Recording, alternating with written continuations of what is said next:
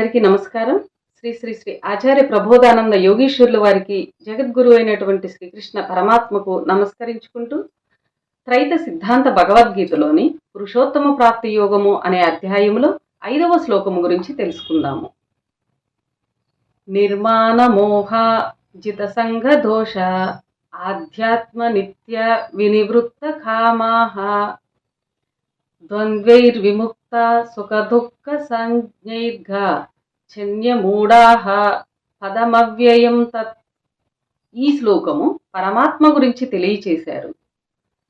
భావము: మాన మోహములను వీడినవారు, ప్రపంచ విషయములతో సంగమించుట వలన కలుగు కర్మను లేకుండా చేసుకున్నవారు, నిత్యము ఆత్మచింతన చేయువారు, ఆశలను లేకుండా చేసినవారు, సుఖదుఖములకు కారణమగు పాపపుణ్యముల నుండి బయటపడినవారు అయిన జ్ఞానులు, వీళ్ళందరినీ జ్ఞానులు అంటారు.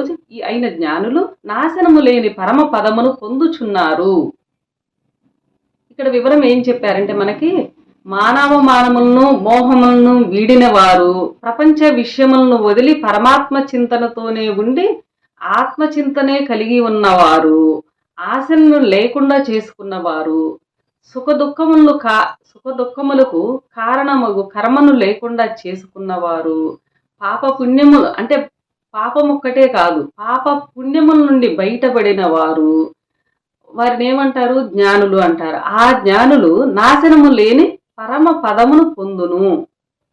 ఈ ప్రపంచ విషయములు లేకుండా ఆత్మచింతనే కలిగి ఉండి పాప పుణ్యమును అనే కర్మను లేకుండా చేసుకున్న జీవులు ఆ నాశనము లేని పరమ పదమునే పొందును అని ఈ శ్లోకంలో తెలియజేశారు. అందరికీ నమస్కారం.